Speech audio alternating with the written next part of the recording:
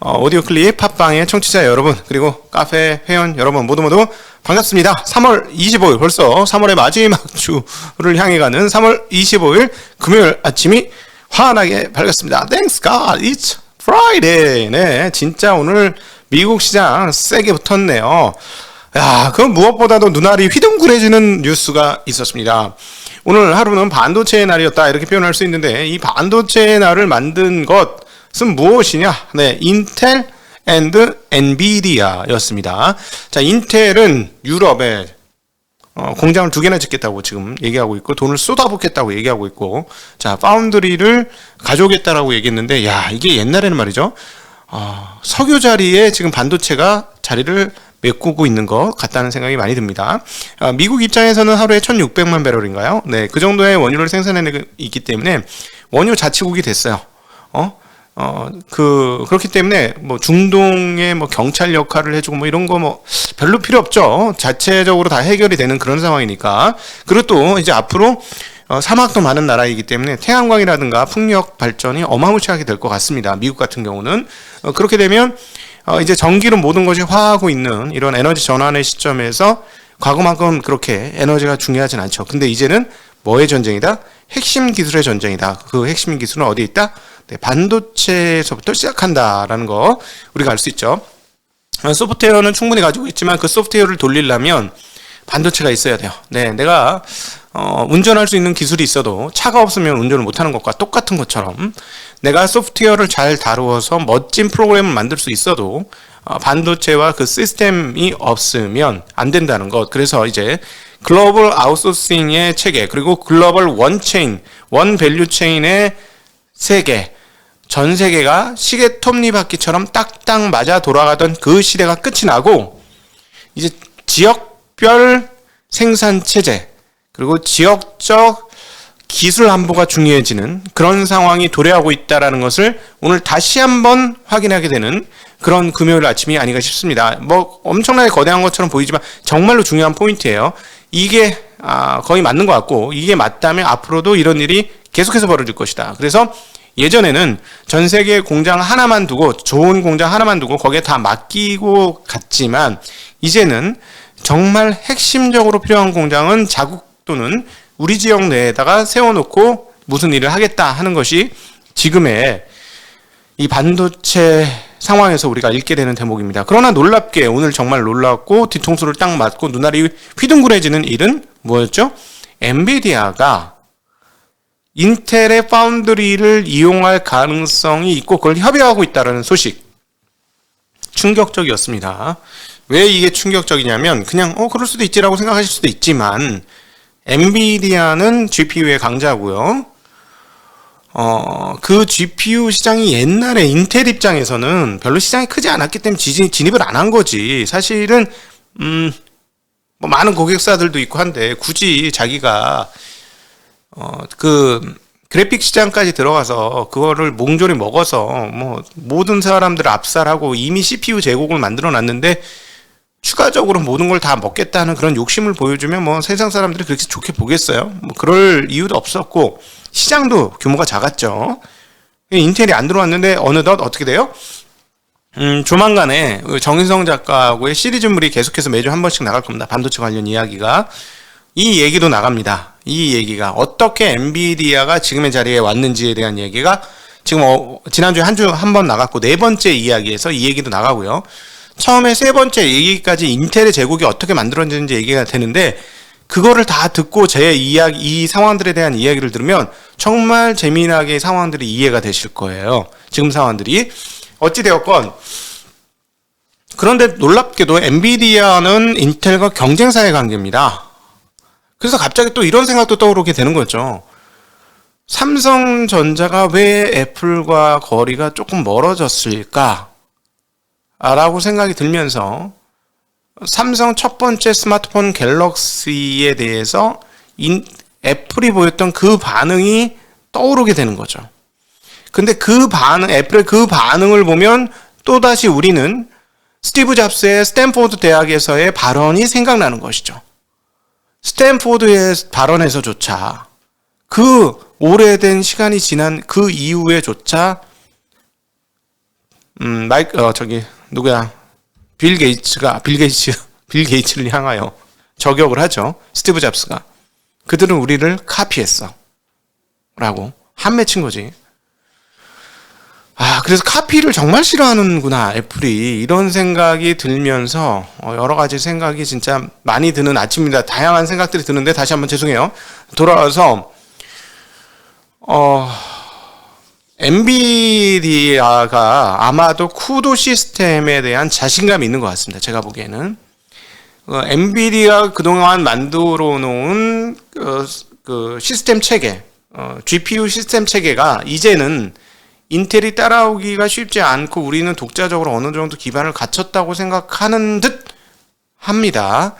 아니면 인텔과 모종의 협의가 있거나 그렇기 때문에 경쟁사한테 자기의 제품 제작을 맡길 수 있는 그런 상황들이 벌어진 거죠. 왜냐하면 카피될 수 있잖아요. 이거는 충분한 협의를 해야 만들 수 있는 과정들인데 그러면 어떤 식으로든지 카피가 될 수 있는데 아시다시피 인텔은 폰테베키오라는 그래픽 카드를 만들게 됩니다. 그런 상황인데 더 자세한 기술적인 내용은 모르겠어요. 왜냐하면 카피가 안 되나? 구조적으로 아키텍처가 다르기 때문에 카피가 안 되나? 뭐 그런 고민들은 좀 있는데 어찌되었거나 엔비디아가 인텔 파운드리를 이용할 가능성이 떴다라는 것은 이건 정말 글로벌리하게 정말 대단한 일이고 놀라운 일이고 물론 엔비디아 입장에서는 파운드리를 다 쓰지는 못하니까 애플이 몽졸에 TSMC를 아도를 찍었다. 몽졸이 다 가지고 왔으니 우리는 인텔을 써야 되겠다. 그것 때문이긴 한데 표면적으로는 그럼에도 불구하고 경쟁사 관계에 있고 기술 유출 가능성이 없지 않은데도 불구하고 인텔한테 맡기겠다라는 게 놀라운 사실이고요. 어쨌든 시장은 환원을 했습니다. 아시다시피 어제 거래가 최고로 많이 되면서 가장 많이 오른 주식 중에 하나가 바로 엔비디아와 인텔이 되겠습니다. 엔비디아 9.8% 폭등했고요. 인텔도 6.9%나 폭등을 했습니다. 자, AMD도 5.8%나 급등하는 양상을 보여주었습니다. 그래서 오늘 시장을 보면서 이런 생각이 들죠. 반도체 주식이 무려 5%나 급등을 했는데 그동안에 기술주들이 계속 팔았잖아요. 이번에 그 나스닥이 20% 빠지는 과정에서.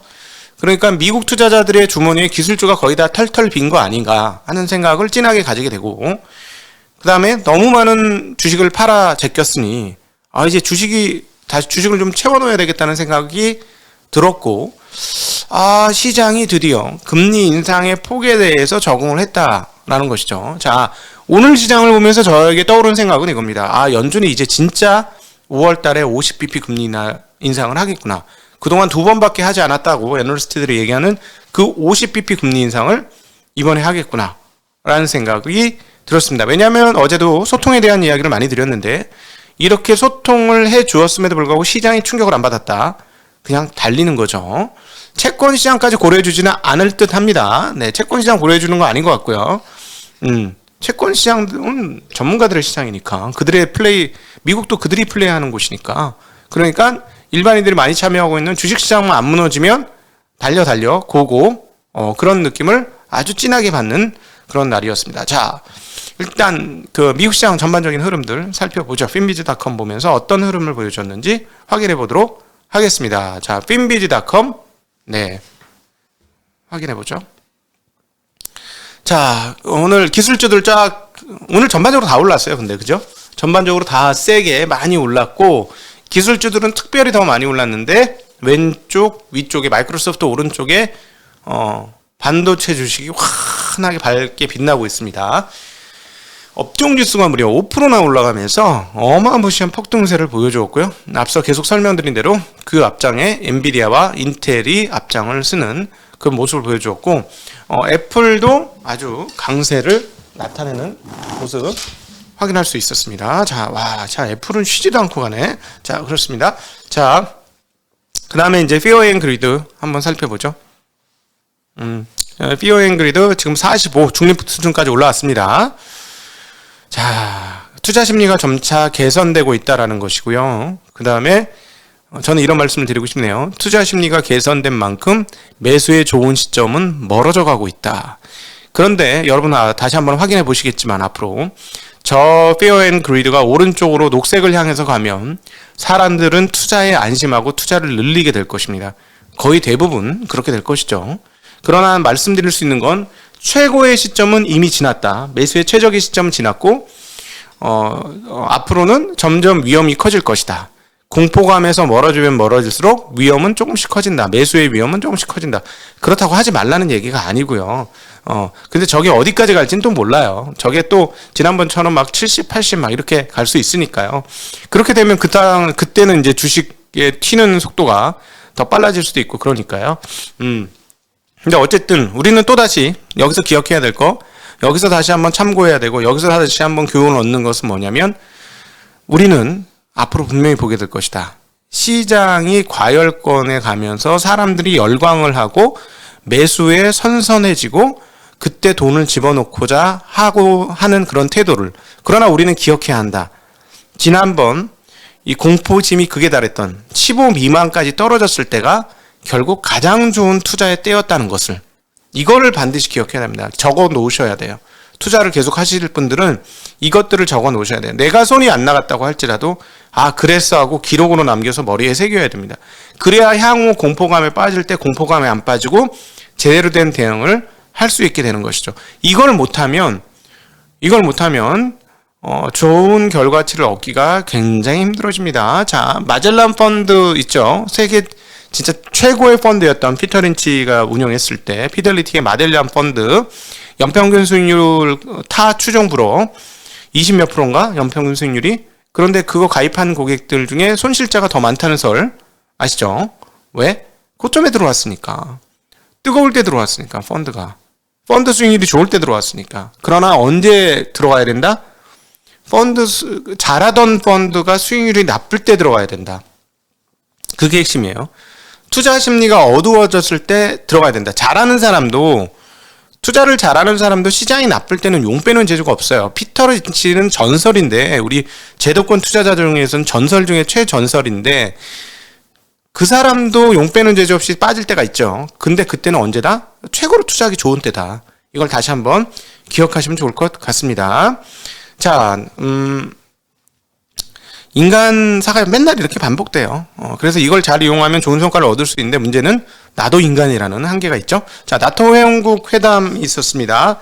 러시아 원유 금수 조치가 없었습니다. 그렇기 때문에 유가는 하락을 했고요. 그럼에도 불구하고 원재재 가격은 계속 불안불안합니다. 니켈 가격이 또다시 15%나 폭등을 했고요. 28,000이었잖아요. 지금 37,000이 넘은 가격으로 거래가 되어지고 있습니다.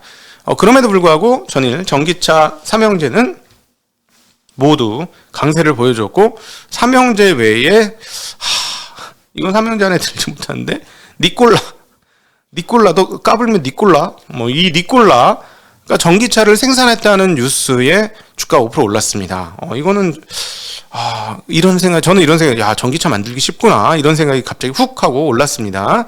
그렇습니다. 그러니까 수소차는 안 되니까, 수소차는 못 만드니까 전기차를 만들었는데, 전기차야 뭐 만들 수야 있지.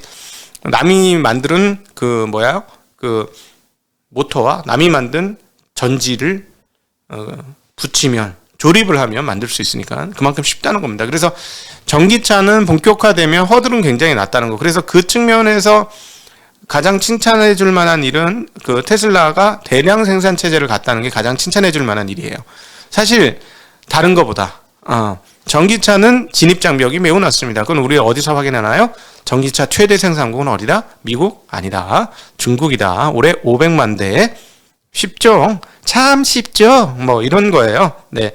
자, 이번에 원유 가격은 이렇게 더 이상 추가로 오르지 않았는데요. EU가 이번 회의에서 러시아산 원유와 가스 수입에 관련된 제재를 발표하지 않을 것으로 예상됐기 때문인데, 독일이 원유 금수 조치에 반대를 하고 있다고 합니다. 지금 원유 금수 조치하면은 독일은 아주 난리가 나겠죠. 성장률이 죽을 수도 있어요. 원유 수입 가격이 너무 높아서.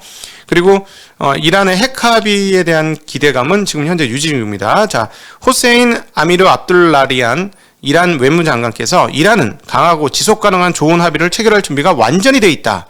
협상에서 이란의 핵심 요구사항이 받아들여져야 한다라고 주장을 하고 있습니다.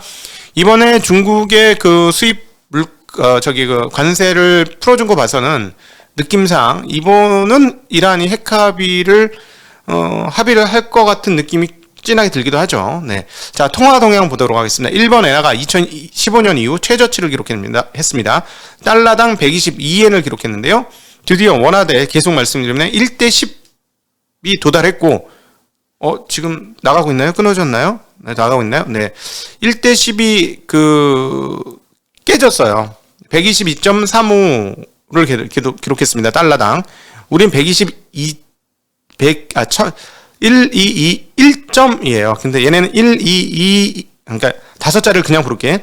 12235고 우리는 12211이에요. 그래서 1대 10이 깨져서 10 언더로 내려갔습니다. 경쟁업체들한테는 좀 부담이 될 것 같긴 하고요. 그러나 장기적인 추세로 일본의 엔화가 어떻게 되는지는 굉장히 관심이 가는데 혼자 초완화적이죠. 혼자 초완화적입니다. 이렇게 해서 이제 어차피 수출 중심 국가니까 통화 약세 시켜가지고 고고 하겠다라는 게 일본의 전략인 것으로 보여집니다. 그 다음에 이제 달러 대비 하루에 무려 1% 이상의 가치 하락이 나타났어요. 하루에 1%. 놀라운 일이에요. 어제 121엔이었거든요. 근데 와, 122점, 지금 장중에 122.45 막 이렇게까지 갔고 120.35입니다.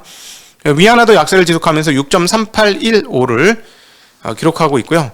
유로화는 계속적으로 지정학적 리스크가 생존하고 있기 때문에 달러 대비 약세, 달러는 계속해서 긴축적인, 세계 통화 중에 가장 긴축적인 통화로 지금 진행하고 있고 금리를 계속 올리는 상황이기 때문에 달러 대비 달러가 타 통화 대비 강세를 그대로 꾸준히 유지하고 있습니다. 종합해서 현재 상황들을 보면 주식시장 입장에서의 상황들을 풀이해 보면 현재는 스태그플레이션 상황이 아니라 경기가 좋고 경기의 회복이 확실하며 고용은 유지될 것이다 라는 믿음이 시장에 강하게 퍼져 있는 상황이다. 이렇게 정리해 볼 수 있겠습니다. 장단기 금리 차는 큰 변동 없이 유지가 되고 있고요. 금리는 오늘도 소폭 올랐습니다. 자, 계속 말씀드린 대로 여러분은 채권 보유자의 이야기냐 주식 보유자의 이야기냐에 따라 필터링을 조금 하셔야 됩니다. 채권 보유자가 얘기하는 거에서는 긍정의 필터를 조금 치셔야 되고요. 저 같은 주식 보유자가 얘기하는 거에서는 약간 부정의 필터링을 치고 보셔야만 이해가 더 잘 되신다는 거 꼭 기억하셨으면 좋겠습니다. 투자자분들은 이거를 기억하셔야 돼요. 네, 내가 시장을 완벽하게 다 파악하지 못할지라도 주요한 사람들이 얘기하는 것들을 가려낼 수 있는 눈만 있어도 좋은 결과를 얻을 수 있다는 거, 네, 말씀드리고 싶고요. 자, 연준 인사 발언. 시간 다 됐네.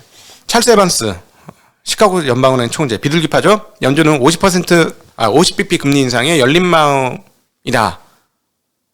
연준의 50bp 금리 인상에 열린 마음이다라고 얘기했어요.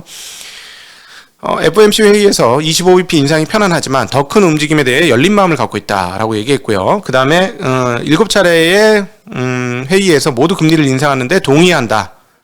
통화 정책이 적시의 완화적 기조를 제거하는 방향으로 전환되어야 한다라고 얘기했고, 미리 정해진 경로대로가 아니라 민첩하게 해야 되고, 올해 남은 회의에서 많은 금리 인상이 예상된다라고 얘기했습니다. 이분 비둘기예요. 비둘기, 샌프란시스코, 시카고, 이분들 비둘기였는데, 이 비둘기들이 이렇게 얘기한 것은 시장에 시그널을 보내는 거고, 자, 이제 진짜로 5월 달에 50bp 금리 인상이 커졌다. 그래서 50bp 인상을 2번 할 수도 있다 라고도 생각하셔야 되고, 그럼에도 불구하고 시장이 지금 버텼다는 게 대단한 거고요. 주식시장이. 그러니까 무슨 말이냐, 우리가 아는 것보다 지금 미국의 경기 상황이 상당히 센 거 아니냐, 이렇게 시장을 통해서 우리가 세상을 읽으면 그렇게 읽을 수 있다. 생각보다 경기가 되게 세구나, 이렇게 읽을 수 있는 상황이다 라고 보여지고요. 크리스토퍼 월러 연준 이사가 아주 중요한 얘기를 했습니다. 집값에 대한 이야기를 했는데요. 미국인들이 경험하는 인플레이션에서 주택 비용이 차지하는 비중이 큰 만큼 적절한 통화정책 판단을 위해 부동산을 면밀히 살펴볼 것이라고 얘기했습니다. 그러면서 2000년대 중반, 그러니까 2006년, 7년 이때의 주택시장 거품은 과도한 레버리지로 인한 거품이었는데, 지금은 실질적인 수급 문제에 따라서 발생한 부동산 버블이다라는 거품 가격 상승이다 이런 식으로 좀 얘기를 했습니다. 그럼에도 불구하고 이 발언에서 우리가 읽을 수 있는 대목은 뭐죠? 어제도 말씀드렸지만 MBS를 줄일 것이다 라는 걸 충분히 읽어볼 수 있겠고요. 장기임을 올려야 되는데 MBS도 줄이는 그런 방법들 충분히 활용이 될 것 같다라고 보여지고, 만약 이것이 본격화되는 5월 이후 우린 장단기 금리차가 다시 한번 벌어지는 것들이 눈에 우리의 포착이 된다면 스태그플레이션에 대한 우려는 그때 가면 상당히 줄어들 것이다 라는 것도 우리가 예상해 볼 수 있는 대목이 되겠죠. 경제지표 실업보험 청구자 수 1969년 9월 이후 최저 수준입니다. 전주보다 28,000명 감소해서 18만 7,000명으로 집계됐고요.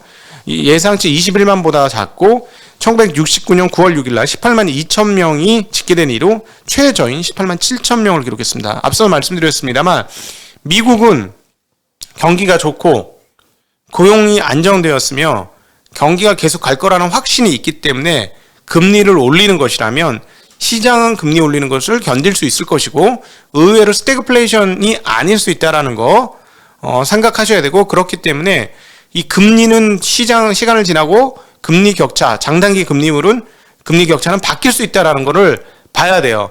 결국은 경기 지표라는 건 현상의 발현이기 때문에 현상이 어떻게 되는지를 보고 결정하셔야 되고요. 주식시장은 현장을 반영하는 시장이기 때문에 현장이 중요하다는 걸 다시 한번 강조를 드리고 싶습니다. 그래서 많은 사람들이 이러쿵저러쿵 얘기는 하는데 핵심은 미국 경기에 살아있느냐 여부가 굉장히 중요하다는 사실 꼭 기억하셔야 할 것 같고요. 4분기 경상적자는 2,178억 달러로 전분기 대비 20억 달러가 줄었습니다. 2,200억 달러 예상했는데 적었고요. 2월 내구재 수준은 전월 대비 60억 달러 감소한 2,715억 달러. 3월 제조 구매 관리자 지수 PMI는 58.5, 6개월 만에 최고치 찍었고요. 전월 57.5보다 1포인트 올라갔습니다. 서비스 PMI는 58.9, 8개월 만에 가장 높은 수준. 전월치 56.7보다 더 한 2포인트 올라갔고요. 전망치 56.5보다도 높은 상황입니다. 자, PMI 제조지수가 이렇게 좋다고? 미국 경기가 나쁘다고? 스태그플레이션이라고? 좀 이상하지 않아요? 그러니까 숫자 보고 경제를 다 읽을 수는 없는 거예요, 여러분. 숫자라는 건 현장이 반영된 거예요. 물론 그걸 통계치로 보고서 해석할 수 있지만 절대치라고 믿는 거는 항상 위험하다라는 거 말씀드리고 싶습니다. 나토 회담에서 조 바이든이 유럽 국가들한테 좀 압박을 한 것 같고요. 그리고 우리는 화학, 생물학, 방사능, 핵 위험에 대한 우리의 대비와 준비를 강화할 것이다라는 이야기를 했고, 향후에 그 스페인 회의에서 뭐 추가적인 결정을 내릴 것이다라고 밝혔고요. 회담에서는 계속 지원을 계속할 것이다. 지원을 계속할 것이다. 저는 이렇게 들리네요. 전쟁이 안 끝날 거야. 라고 저는 들립니다. 네. 자, 네. 이 정도로 시간이 많이 갔으니까 정리하고, 금요일인데 여러분들하고 대화를 좀 많이 해야 되는데 시간을 많이 뺏겼네요. 긴 시간 함께 해주셔서 진심으로 감사합니다. 감사합니다. 안녕.